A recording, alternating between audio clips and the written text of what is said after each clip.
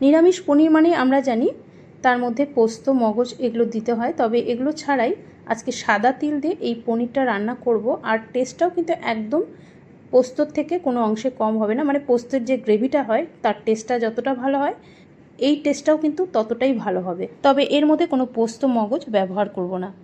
আর এই রেসিপিটা অনেকেই দেখতে চেয়েছিলেন, তো তাদের জন্য আজকের এই রেসিপিটা। তো চলুন দেখে নেওয়া যাক আমার আজকের এই রেসিপি। আর রেসিপিটা ট্রাই করার পর যদি আপনাদের ভালো লাগে তাহলে অবশ্যই অনুরোধ করব লাইক শেয়ার এবং সাবস্ক্রাইব করে নেওয়ার জন্য। আজকে বানাবো তিল পনির, তাই লাগবে সাদা তিল। তো আমি এখানে প্রায় বড় 3 চামচের মতো সাদা তিল নিয়েছি। এই তিলটাকে হালকা একটু ড্রাই রোস্ট করে নিচ্ছি। মোটামুটি 40 থেকে 50 সেকেন্ড একটু ড্রাই রোস্ট করে নিচ্ছি। গ্যাসের ফ্লেমটা লোতে আছে। এইভাবে যদি একটু ড্রাই রোস্ট করে নেওয়া যায় তাহলে কাঁচা একটা যে গন্ধ থাকে তিলের সেটা কিন্তু থাকে না। তিলটা ভাজতে ভাজতে দেখুন কালারটা কিন্তু অনেকটা চেঞ্জ হয়ে গেছে।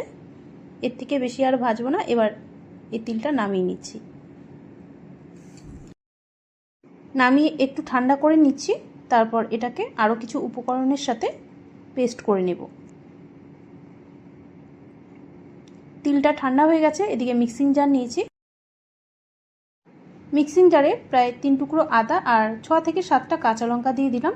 আর এই কাঁচা লঙ্কাগুলো একটুকু ঝাল নেই, সেই জন্য আমি একটু বেশি পরিমাণে দিলাম। আর এরই সাথে দিয়ে দিচ্ছি প্রায় 6 থেকে 7টা কাজু বাদাম। আর যে তিলটা ড্রাই রোস্ট করে রেখেছিলাম সেই তিলটাও এর মধ্যে দিয়ে দিচ্ছি। দিয়ে এবার অল্প জল দিয়ে মিহি করে পেস্ট করে নেব। এই রান্নাটা খুবই সহজ আর কম সময়ের মধ্যেও হয়ে যায়, আর খেতেও কিন্তু দুর্দান্ত হয়। একবার ট্রাই করে দেখতে পারেন এইভাবে।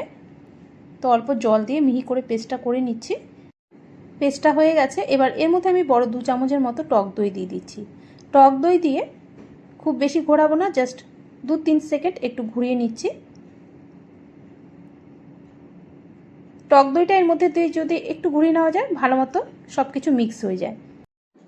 তো পনিরের গ্রেভির জন্য মশলাটা করে নিলাম। আর এদিকে প্রায় 250 গ্রামের মতো পনির নিয়েছি। পনিরটাকে একটু বড় বড় টুকরো করে কেটে নিচ্ছি।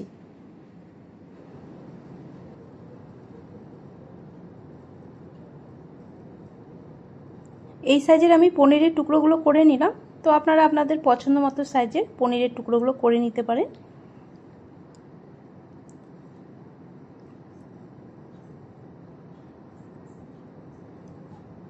তো পনিরটাও কাটা হয়ে গেছে। এবার চলে যাচ্ছি রান্নার দিকে। রান্নাটা সাদা তেলেই হবে, তাই কড়াইতে পরিমাণ মতো সাদা তেল দিয়ে দিচ্ছি। আজকে এই রান্নাতে আমি হলুদটা ব্যবহার করব না, চাইলে আপনারা হলুদ দিতে পারেন। তেলটা যখন হালকা একটু গরম হয়ে আসবে তারপর এর মধ্যে অল্প লঙ্কার গুঁড়ো দিয়ে দেব। আর দিয়ে দিচ্ছি লবণ, ছোট হাফ চামচের মতো। তেলের মধ্যে যদি এইভাবে একটু লঙ্কার গুঁড়ো যদি মিশিয়ে নেওয়া যায় তাহলে কিন্তু গ্রেভির কালারটাও সুন্দর আসে। হলুদও দিতে পারেন আপনারা, আমি হলুদটা দিচ্ছি না। তেল যদি আবার বেশি গরম হয়ে যায় তখন যদি লঙ্কার গুঁড়োটা দেওয়া হয় তাহলে কিন্তু পুড়ে যেতে পারে, তাই হালকা গরম থাকতে থাকতেই লঙ্কার গুঁড়োটা দিয়ে তেলের সাথে মিশিয়ে তারপর পনিরের টুকরোগুলো আমি দিয়ে দিলাম। পনিরের টুকরোগুলোকে হালকা করে একটু ভেজে নেব।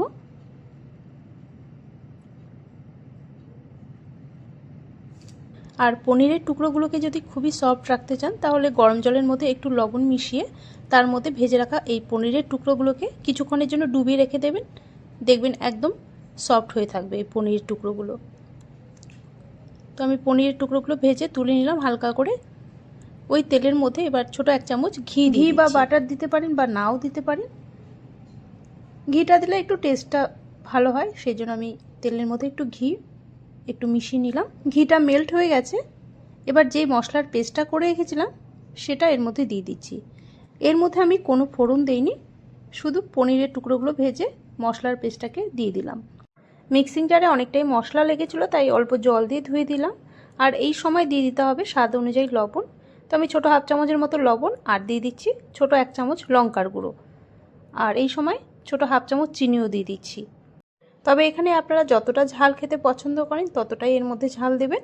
আপনারা যদি একদম সাদা রাখতে চান তাহলে লঙ্কার গুঁড়োটা দেবেন না, তবে লঙ্কার গুঁড়োটা দিলে হালকা একটা সুন্দর কালার আসবে।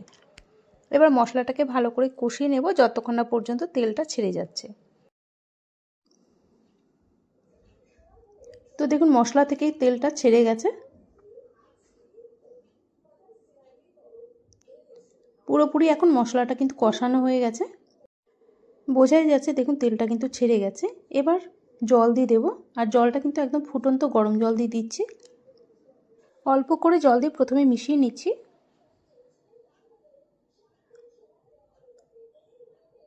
আবারও কিছুটা জল দিয়ে দেব। তো প্রায় আমি এর মধ্যে 1 কাপের মতো গরম জল দিয়ে দিলাম। দিয়ে ভালো করে মিশিয়ে নিয়ে গ্রেভিটাকে একটু ফুটতে দেব। গ্রেভিটা ফুটে গেলে তারপর ভেজে রাখা পনিরের টুকরোগুলো এর মধ্যে দিয়ে দেব। পনিরের টুকরোগুলো দিয়ে ভালো করে গ্রেভির সাথে মিশিয়ে নিচ্ছি। মিশিয়ে ঢাকা দিয়ে 3-4 মিনিট রান্না করে নেব।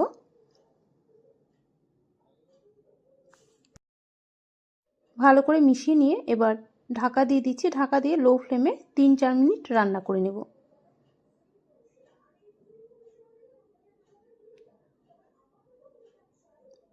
তিন 4 মিনিট পর ঢাকনাটা সরিয়ে এবার একটু নেড়েচেড়ে দিচ্ছি।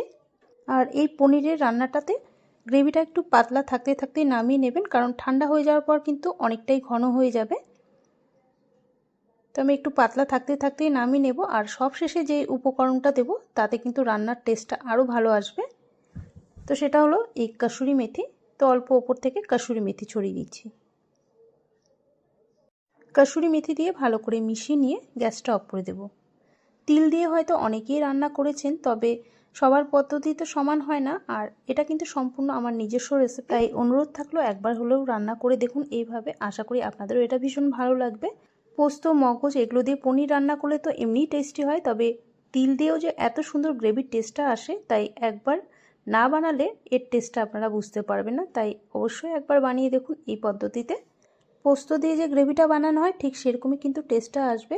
এইভাবে যদি বাড়িতে ট্রাই করেন তাহলে কমেন্টে জানাতে একেবারেই ভুলবেন না রেসিপি আপনাদের কেমন লাগলো।